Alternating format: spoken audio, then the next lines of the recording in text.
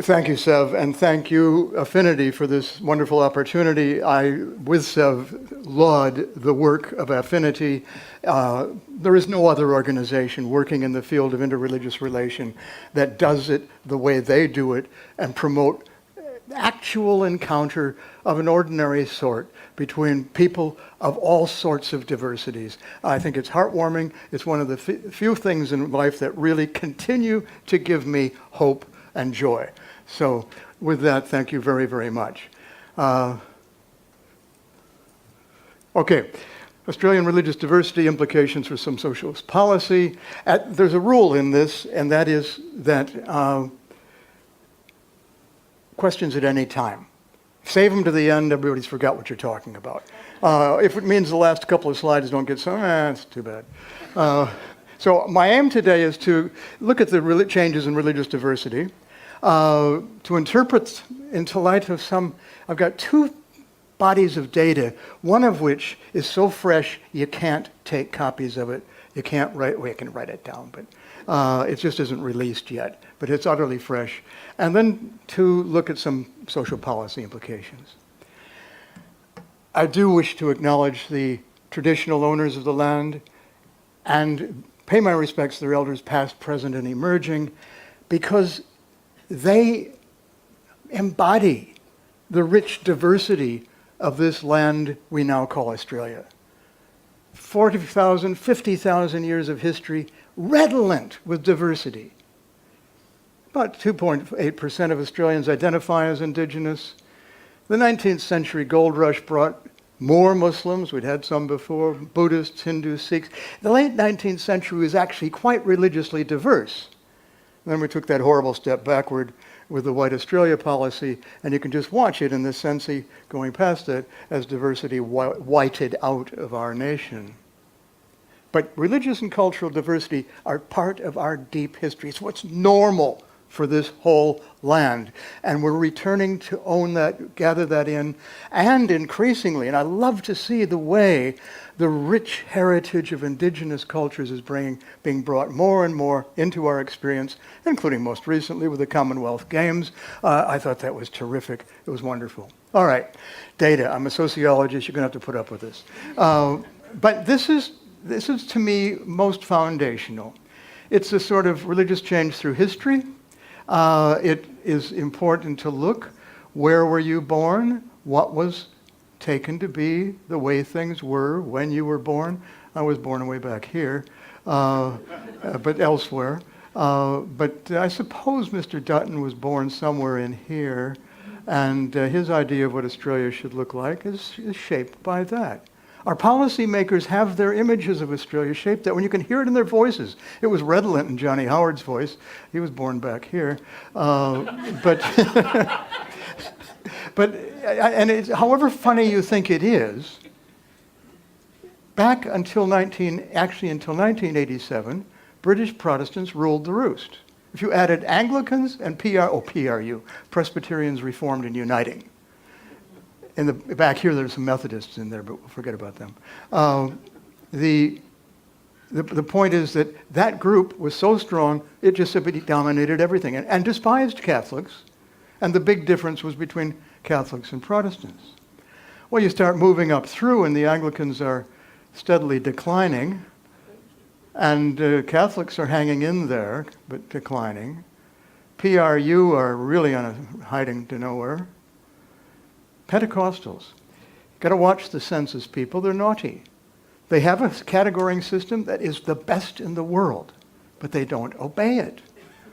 Pentecostals, according to them, are going 1.1, 1.1, 1.1, 1. Come on, get over it. You don't believe that. So you start looking at what they include in the 1.1, and it doesn't include Hillsong. Okay, doesn't include the ACC, the Australian Christian Show. Hello, we're missing something out there. Add it all together, and this is what you get, a very substantial rising group of Pentecostals who are now more numerous by 2000 than the Uniting Church. Okay, now we need to pay attention to that because they are not trivial in the sample. You keep it at 1.1%, you go, they're not going anywhere. They are going somewhere, and it's a rising curve. Christians overall, and no, And the nuns hit 30.1%. And it wasn't just because they had the tick box at the top of the thing. It's been a steadily rising curve. It's not out of, it wasn't like, wait, I jump. No, that's where things are going. And we'll take a look at and unpack some of that in the rest of the lecture. Others, well, up to 8.2%. But I did these last two columns just for you people because region and location makes a difference. And I can't burrow down more deeply than that at this point for you because I haven't got the data with me. But as you can see, there are differences between New South Wales and Victoria, which are not trivial.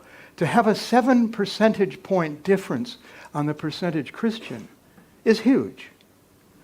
Again, and that is reflected in a much lower percentage of nuns. It's a much more religious state. In fact, it's the most religious state. Adelaide about the least religious church of cities in the world. In Australia. Tasmania is not very religious anymore. And so this nuns figure is higher in most other states than, and certainly higher than New South Wales, and is much closer to the 32 or 33% if you move around. But again, as I said, context makes a difference. So that, and these you've got more Anglicans, you've got a few more Catholics, a few more PRU, Pentecostals about the same, if you did the rounding figures, and so on. So that's an important difference to see in terms of what you experience here as opposed to what we experience there. Any questions? Okay. So if you take the tranche of the next sized religious groups, I like to put it this way, we've got more Muslims than Presbyterians. And the second number, by the way, is the New South Wales figure. The first is the national figure, and the second is the New South Wales figure. We got more Buddhists and Hindus than Baptists.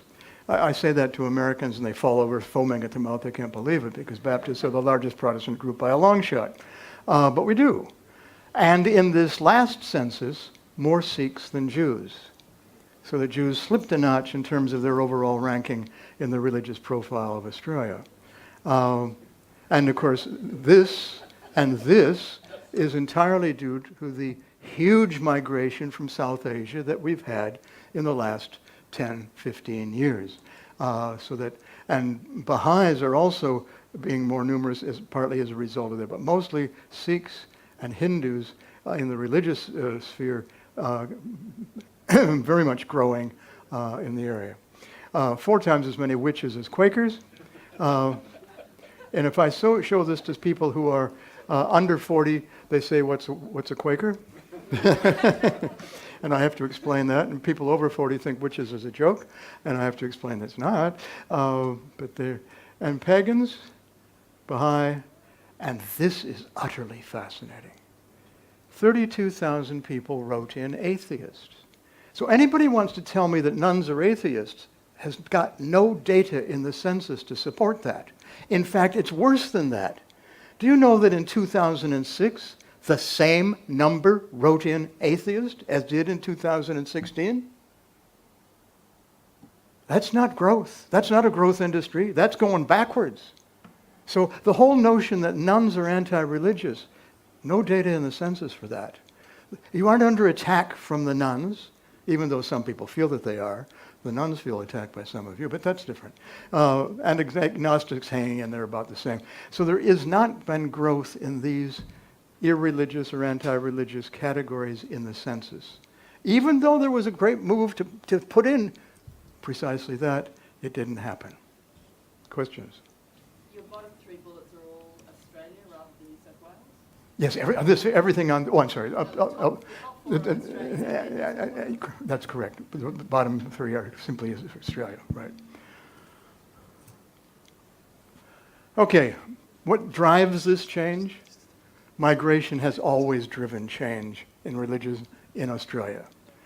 It drives a diversity of cultural and religious sources. It keeps Catholics afloat. Catholics are having quite a high rate of migration. It's changing things for Catholics. It's bringing in ethnic groups that they weren't used to. They aren't Irish anymore. Poor Irish. And keeps Muslims young. But because migrant groups tend to be young. If you're migrant, you tend to be young.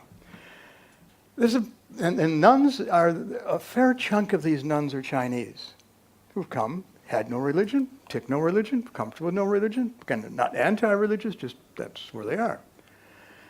And then there's some conversion. There's a bit of conversion to Pentecostal, but mostly it's from other Christian groups. It's internal swapping rather than going from nun to Pentecostal. It's not like they're hoovering up the nuns and making Christians out of them. That direction's the other way. And there's a fair whack of conversion to none. But what's come up in studies of what's driving change is the failure to pass religion on to children. Massive studies of this in the UK, Linda Woodhead, David Voaz, discover that if you've got two religious parents, you've got a 50% chance of one of their kids being religious. 50% of their kids being religious. So it's already got a 50% loss of two religious parents. No religion, parents with no religion, 100% no religion. So you've got a demographic gradient in the transition from generation to generation, feeding the no religion pile. And this is becoming more and more apparent in our studies of religion in Australia, that young people have no experience, either at home or anywhere else, of religion. Yes, Patrick? Single parent. I forget what the in-between is, but it'll be a figure in between that. And they've actually, they've done some really good work about how beneficial a grandparent is. But, so it is quite sophisticated, but that's the overall. There is such a factor of loss in the intergenerational transfer that produces this continuous rise and is likely to continue to do that until something quite spectacular happens to change it. Okay, now, some more data. You're going to swim in this one. Religion by age is a very telling kind of thing. There's the national figures. That's the national average. If you're doing that, you're sort of where everybody else is. You're kind of got a healthy bunch of comers on, and not too many elderly. And the nuns are younger, somewhat, still, not quite, and they are nowhere near as old. Catholics are right on the money. Catholics have a wonderful way of being right on the money for the age distribution. Have been for years. I don't know how they're doing it, but they are. Migration helps, as I said, keeping Catholics young. Anglicans, look, we win the pool. Most people 65 plus. In another 5 years, there'll be a lot of morphing into here. We'll lose some out of there. Yeah, okay, we do. Well, there's nowhere to go after that. But it's shocking. You see, the weight of Anglicans is over 50 years old.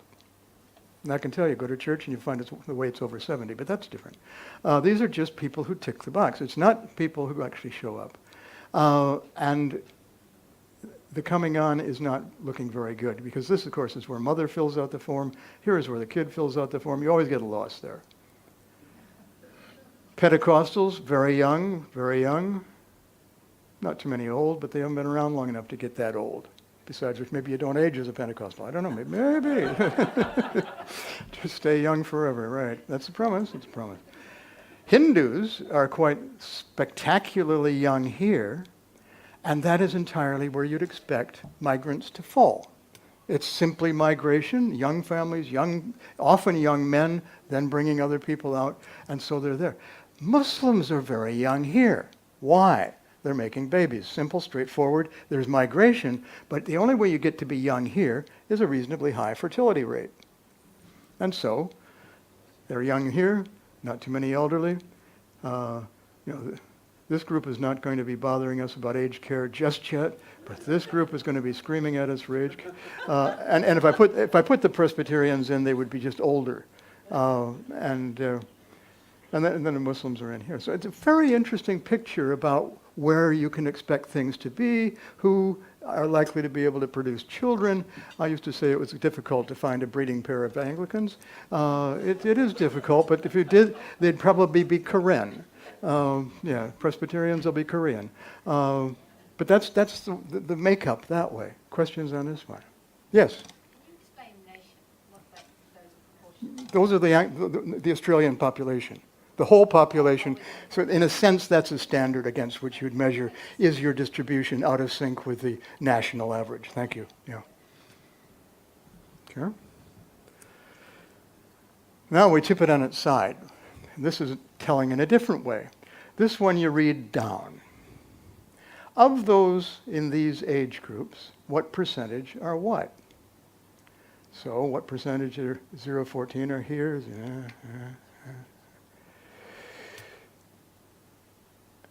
Now,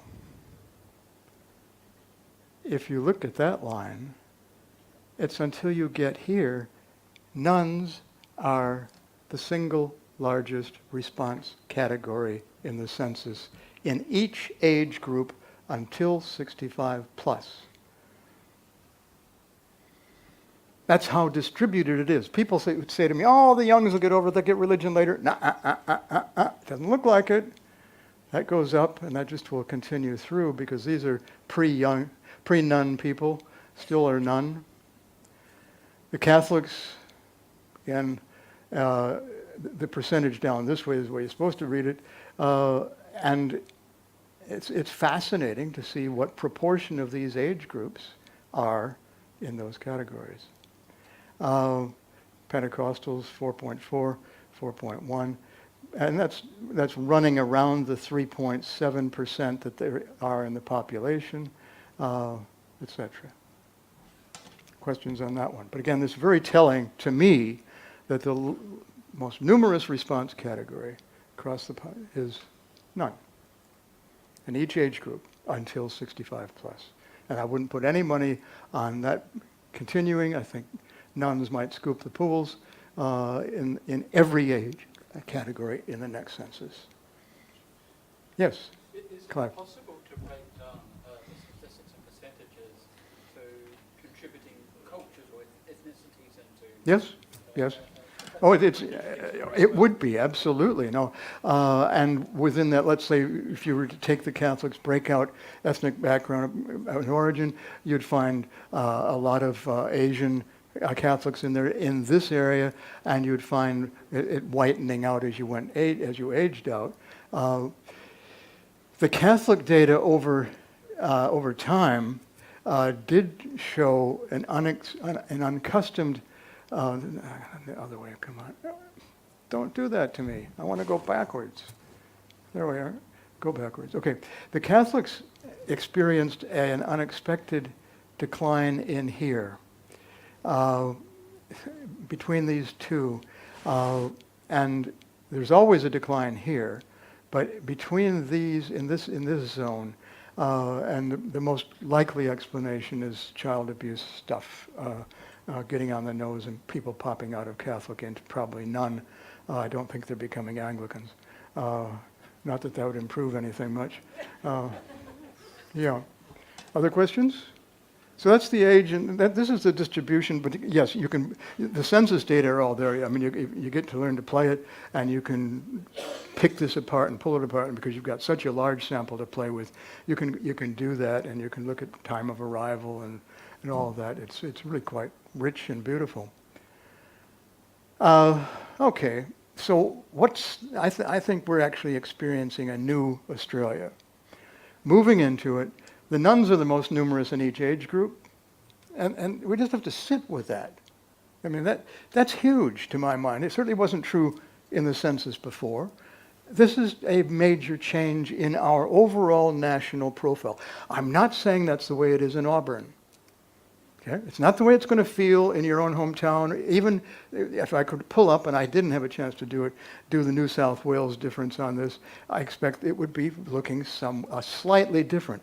But there's a sense that the national average sets a tone against which others play and respond accordingly. So none's the new normal. Oh, WAG's data. Here we go. WAG's is the worldview of Australian Gen Z. This is an ARC-funded study that is just being completed. The data are just being done. I prefer you didn't do much with this because these are very raw, and my team haven't finalized the analysis of this in fine detail. But nuns, 52% of those 13 to 18, that's the Gen Z, identify as having no religion. 52%. National survey, 1,200, properly done, all of that. 58 never attend. Most of those never have attended. Do not know what goes on inside of any kind of religious group, whatever. Just not part of their experience. But when they say the importance of religious faith to their lives, well, no, some vary. So again, it's not anti-religious, and it's not irreligious. There's this kind of notion that faith plays some role in their lives. In fact, whatever it is, we didn't burrow down on that. So they're neither religious nor anti-religious. Yes? The importance of religious faith line, is that a percentage of the nuns or No. the percentage of the overall population? It's percentage of the whole 1,200 people, yes. But, sorry, yeah, and that's people 13 to 18. So, in that context, if you've got a religion, you've got to explain yourself. You know, this is, having a religion is not being normal. Sorry. I mean, and that's what we're coming to, and that's why a lot of people who aren't comfortable with that get a bit cranky about it. Oh, it's normal to have a religion. No, it's not normal. What's worse, you know, we're so religiously diverse, it's not like we have a normal religion. We got a normal diversity of religions, and all I can say is that this sample of kids are totally open to religious diversity, but they're not terribly into it themselves. But if you are, good. It's up to you. Just don't get up my nose with it. So this to me, an implication of that is this. And those who used to feel like they were normal, having to explain themselves, squeal like they're under attack when they aren't. Because there isn't any energy in these kids to attack religion. But if you have to explain yourself, or before they did, but they don't now, because they're normal, it's big. I think that's one of the biggest changes to come out, and I don't see that change changing soon. Questions? So again, some more WAG's data. I describe them as being awash but not adrift in a sea of diversity. Diversity is all around them, every kind of diversity, and they're comfortable with it. They know who they are. They're comfortable with diversity, religious, gender, sexuality, the lot. Oh, you're a what's it? Oh, tell me about it, or whatever. They're open to learning if they want to. If not, oh, it's okay. But just don't try to push it up my nose. Religious difference makes no difference. Unless, of course, you're trying to push them around, in which case there'll be resistance. 83% say people can live ethically without religion, and that multi-faith makes Australia a better place to live. So a great openness to diversity, a wonderful comfort with it. It's not like they have to be taught to understand or respect or something else, the diversity. They're up to their eyeballs in it. And it's okay. Which we'll come back to as a kind of problem. So here's some National Church Life Survey National Community Study, which is a year older than the WAG's data. And in this case, the national data are here, and the second one are the 18 to 20. This is the national, and then there's the 18 to 29 years, the way they broke that out. They got three groups of people: nuns, SBNRs, and religion and spiritual. Again, to try to get some sense of what's out there in terms of people being religious. So the nuns declare themselves to have no religion, do not believe in God, or are agnostic. They don't attend, they don't pray, they don't meditate. They deny the possibility of mystical experiences. I mean, just no, no, no, no, no, no, no, no, no. The SBNR, spiritual but not religious, is interesting. There's a lot of, there are a lot of them out there. Yeah, a lot of SBNR. Well, maybe, but I'm not so sure. 17%, 16 for the 18 to 29, so you don't get a growth industry there. They say they have no religion, but they believe in God. They don't attend. They rarely pray or meditate, but they're really likely to have mystical experiences. There was a question in there that says, have you ever had an experience that you couldn't explain, wonderful kind of spiritual thing? Yes, no, no, but I believe it's possible. No, but I know somebody who has. You put those two together with the SBNRs, you get over 50% of the population. So there's an openness to this kind of spiritual stuff, which, as you'd expect for SBNR, it really pulls them out, but it's 17%. And then religion and spiritual. Now, 43% would really make everybody who tries to run a church, mosque, synagogue light up and say, oh, there's hope, there's hope. Yes, they identify. They attend very infrequently, if at all. They pray, meditate, and not much more. This group includes, and we're working on pulling that out of the data, those who are just simply the penumbra, the nominals, anything like that, and those who are very serious about religion. And we've got a little bit of data on that coming up. So this religion and spiritual is all of those people who are vaguely religious and seriously religion. These are the ones who are quite definitely on the other side. And it's interesting to me that it kind of breaks the population into two halves with these people in the middle.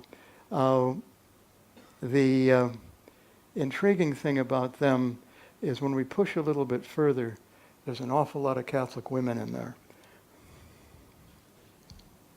Okay, a new Australia policy, new Australian situation, passing of white British Protestantism, I've talked about that. But as a result of this, again, if you have to explain yourself, etc., and if you suddenly shift from being normal to being subnormal, other than normal, deviant, religions are becoming sects. A lot of oppositional stuff. Religions some of them are taking on a very standover against denial, denigration of the larger society. It's going to hell in a hay cart, the devil's at work, and all kinds of rather nasty stuff coming out of the mouths of some. Not everyone, no. But there is this sense of being in opposition to. And then the whole notion of being oppressed by or attacked by. Wonderful study in the States, just went through 15 years of all kinds of stuff, trying to ascertain whether there's been an increase in attacks on religion, and couldn't find it. There was no increase.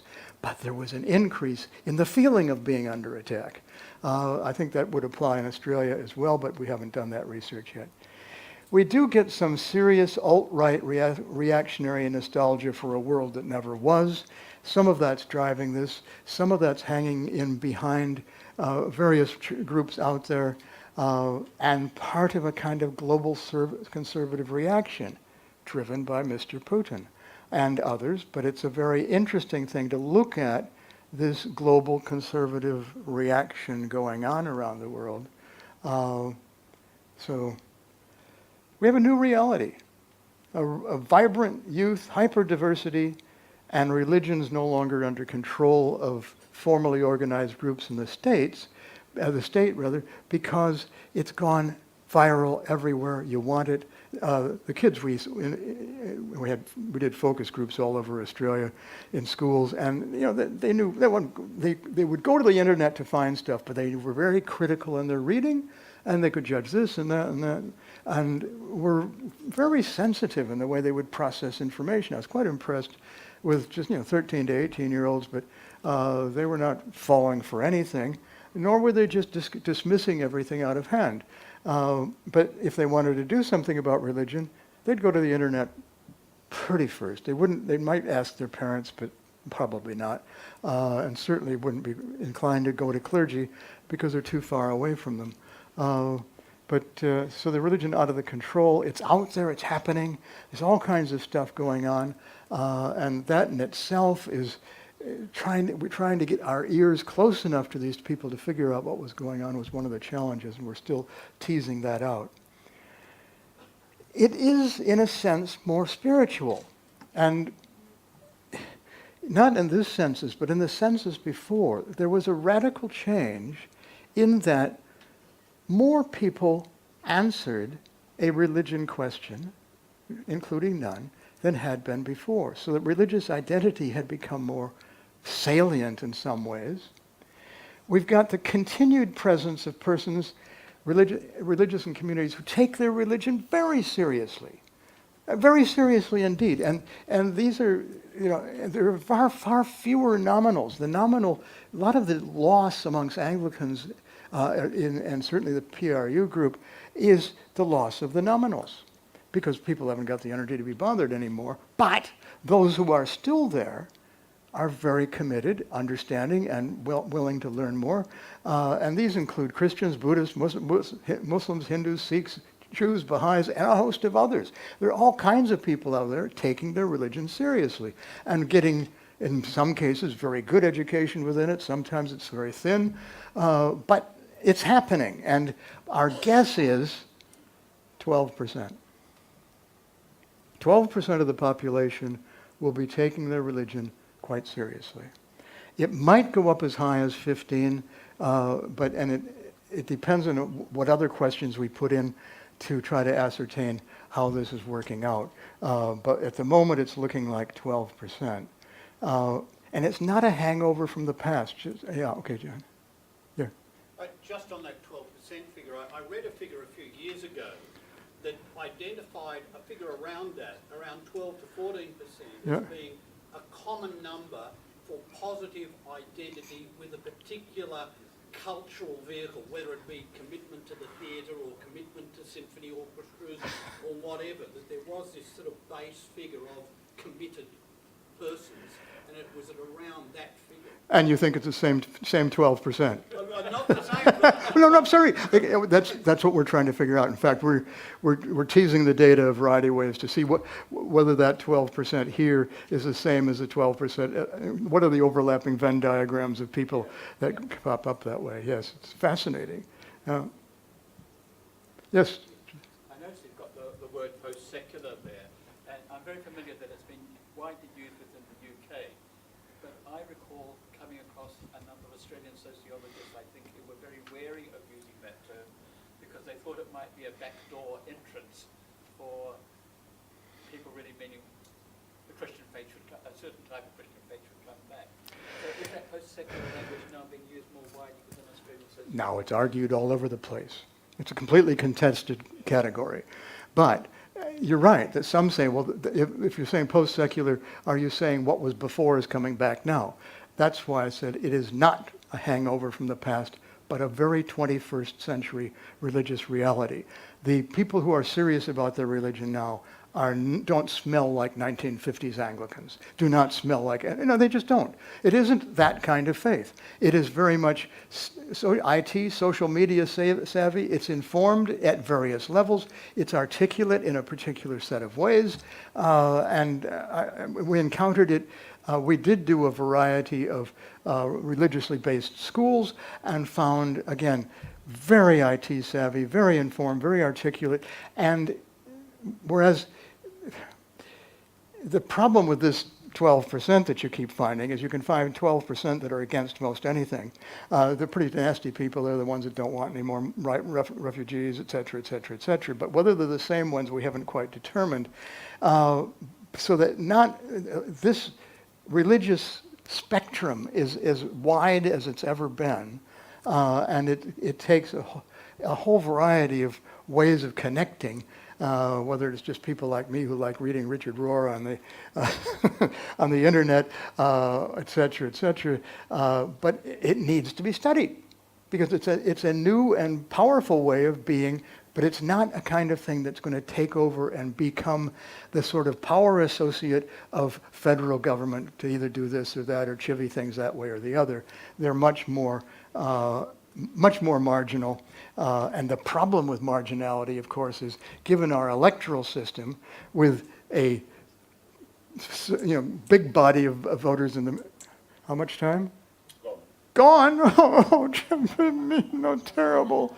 Okay, this is, I'm going to do, sorry, if you have to leave, leave. When we talk about religious groups in Australia, too often we talk about one-color pieces. But there are 1.6 billion ways of being a Muslim. I love that one. Anglican diversity is legendary. Religion and spirituality out of control. It's freely available everywhere. And if I tell you I'm an Anglican, you've got to ask me 7 more questions before you know whether it's safe to talk to me. And that's true about every other religion. Where do you sit within a wide diversity? And that diversity is not often taken seriously. Oh, come on. I just killed myself. Oh, sorry. I was going to say one last thing about the impact. Can I get back to it? The last slide, please. Oh, okay. It's all right.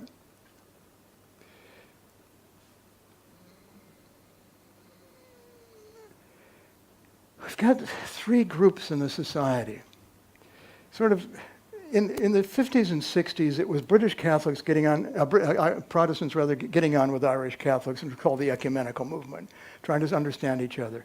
And then from 1980 to 2010, really getting diverse religions to work with each other, and Affinity's done a wonderful job in that. Now there are 3 groups. Those who take their religion seriously, and then nuns for whom religion and spirituality are meaningless, and SBNRs who meditate, reflect, and float around. Each one of these groups make the world a better place, but they do it differently. And the challenge to me in interreligious relations is, how do you get these 3 groups to talk to each other? How do you bring the nuns into the conversation? How do you get this diversity talking to itself and to each other? And that I see as a major change in policy. Thank you, Sev, for the few minutes longer.